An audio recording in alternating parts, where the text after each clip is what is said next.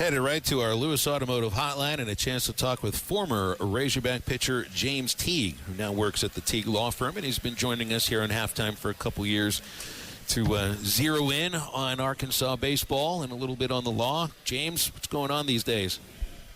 Hey, Phil. It's the usual Friday, knocking some stuff out, trying to close out some cases, get a fresh start of the week next week.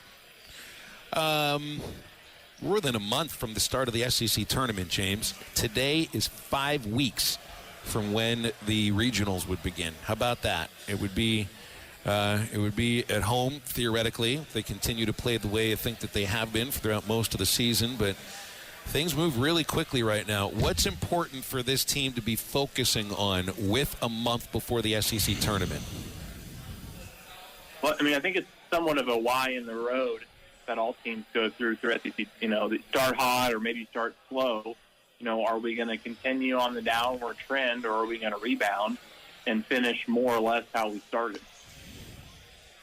Is there anything that you've seen in the past couple of weeks that worries you, where you think, well, if this continues, then we may not be as good as we thought we are? Or do you think it's just been a blip in the road with the 2 series losses? I think it's been more or less a blip in the road. The themes that I see is there's really 2 questions. One would be, can we score runs when we're not, just busting out offensively? We can't be a 15-hit or 2-hit type team. So how do we score runs when we're trending towards a 2-hit type day? And then alternatively, who's going to step up out of the bullpen and be a reliable arm? And are the starters going to get us to the bullpen? Is Gackle going to go in that roller coaster season and end up being a lockdown bullpen guy? Are we going to get consistency out of Wiggins, out of Fouts? Are we going to get distance out of Jimenez? If those questions are yes, then I think we're fine. If a couple of those questions are yes, we're fine, but they can't all be no. Right now, if all of those are no and we're, feast or famine offensively, that's how you lose series.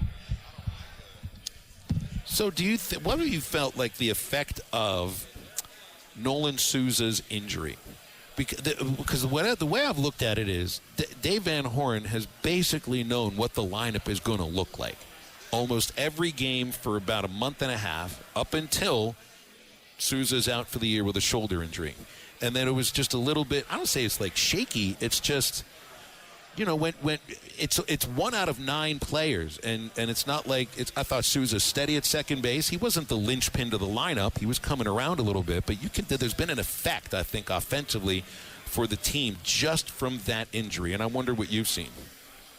Yeah, we've seen a couple guys play second since, whether it be Frazier or Cam Kojal. Someone's just got to step up and play. It's not, just Hogs who have to deal with injuries, or just Coach Van Horn who has to adjust to a changing lineup. Really, whether it be an injury or guys just not hitting, changes throughout the season happen. So I don't think it should really be a surprise to anyone, whether it be staff or players, that somebody goes down, you got to step up in the same way that, maybe the closer blows out his elbow. Hey, next guy up mentality. I think the guys have that, so it's a matter of who that guy is going to be. Well, something you just mentioned has happened to Texas. You see their Friday starting pitcher out for the year, Jared Spencer, shoulder injury. And I think, and I know it's a deep team, so maybe they can withstand that, but that's a big role for your Friday guy to be out for the remainder of the season, and there's a month before the conference tournament starts. And we've seen Arkansas deal with the same thing, but it's happened before the season started or early in the season. And it just, be really interesting to see how that affects Texas this weekend, and then the Hogs get them next week too. Yeah, I think, there's certain guys that are more dispensable than others.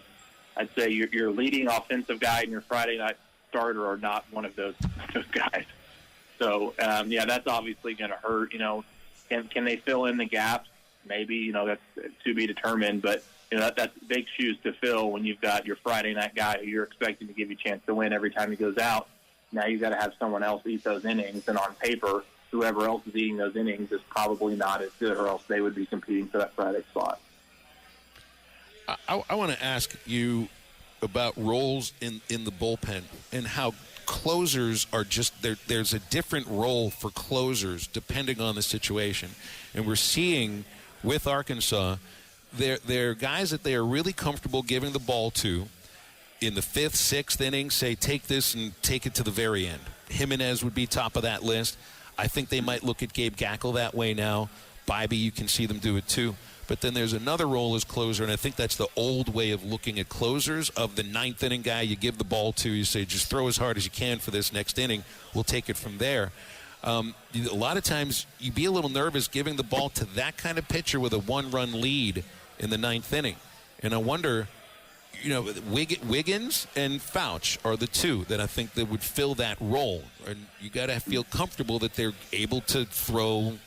No, you can't have wild pitches when you got a 1-run lead. I wonder what you thought about that role and how different it, because you've served both of those roles before. Yeah, that's a great question. Here's my thought on it, is you're really better off with a guy that you trust, that you can put in the 7th, that you want to get you to the end of the game, than hoping your closer has it that day on a guy that's a little bit more reliable. So if you've got 3 guys, if you've got Jimenez, you've got Gackle, and you've got Bybee, so you think, I think these guys are strike throwers more times than not. And if my starter can give me some length, if Root can give us some length and get us the lead in the 6th or 7th inning, I like my chances giving the ball to one of those 3 guys to try to close the game. I like that option better than saying we're going to use 4 or 5 guys, and if we have a lead in the 9th, it's Wiggins' ball. Because, frankly, right now he may be great or he may not, and kind of similar with Fouch. When I played, we had Zach Jackson, and we had a joke that said, I don't care who's on the mound, give us the lead and give Zach Jackson the ball in the 7th, and he's going to go the remainder, because he didn't work as a starter, kind of like Gackle, because he threw a million pitches, and, he wasn't very efficient. But, hey, if I just need to give you 3 innings and I know that I'm going to try to close the game with the lead, I can be effectively wild. I can be kind of whoever I want to be. I don't have to fit in that starter mold. I think that Jimenez, Gackle, and Bybee can fulfill that role. James, you're someone that played pro ball, and so you know, and I think the guys on this team as well know the difference between being a good college shortstop and being able to play that position at the next level, and not just single A or double A, but all the way up. And there were those questions about Vahiva Aloy coming into this season. Heck, it just looked numbers-wise at Sacramento State that he wasn't a really good shortstop. I don't see anybody better than him in the field in the country right now at that position, and I just wonder what you've seen of Aloy, at defensively specifically. Yeah, I mean, he's smooth, reliable, makes the easy plays look almost too easy, and he makes a lot of the really difficult plays. We got some guys who are super flashy but tend to maybe get a little careless or not be as solid on the everyday plays. It's not really an issue with him. I think he's definitely a guy who can play that position at the next level, not necessarily be a guy that gets, farmed off to second or short, but he's athletic enough, has the instincts, and yeah, I haven't seen a ton of other shortstops in the country, but I certainly haven't seen any that are better. How good of a fielding pitcher were you? Well, here's my problem. I got a blind left eye, and nobody knew that until about my sophomore year. So I had a blind spot. I'd throw and I'd turn my head. A lot of times I wouldn't see it very good off the bat. And I also couldn't see the runner at first. So sometimes I'd pick off and he'd be like, foot off the bag. So I don't want to make excuses, but I was probably average at best. James, eyesight is incredibly important to every aspect of baseball. Heck, I mean, hitter, I don't know if you'd be able to hit in that kind of situation. Did that ever affect your pitching? A little bit, because I had to start wearing glasses in pro ball because I guess from a liability standpoint, they didn't want me to take a line drive to the right eye and then have, I guess, long-term disability that they were paying for. And, if you're wearing glasses and you're looking to your left, like if you're in the stretch, so to speak, well, all you see is the eyepiece. You're like, I'm just looking into the eyepiece of these glasses because I'm looking at home, as a righty. So I actually really wanted to pitch on the far third base side of the rubber, but I had to look so far across my body with the glasses, it was difficult, so I ended up moving to the first base side. So I had to make little adjustments here and there, but, it was an accident when I was younger. I kind of always knew it. I kind of grew up with it, so it wasn't a huge deal. I had no idea about that. That's the first I remember hearing about it, James, and I'm kind of surprised I hadn't learned about this over the last couple of years, but that's That's a different way. That's a different way to play baseball for sure. Yeah, but Vitello kind of had the same. I didn't talk about it a whole lot. Vitello, he had some non-choice words for me. I guess when he thought I wasn't disclosing it as openly as I should have. But it's like, well, I'm not telling anybody about it. It's not really a scouting report issue. I think eventually it got out a little bit because I had some trouble with runners, so we had to work around that. But yeah, it's I don't even think to talk about it. It's all I really know. BetOnline is the world's most trusted betting platform and your number one source for all your sports betting action. Baseball season is in full swing, and we're into the home stretch for NBA.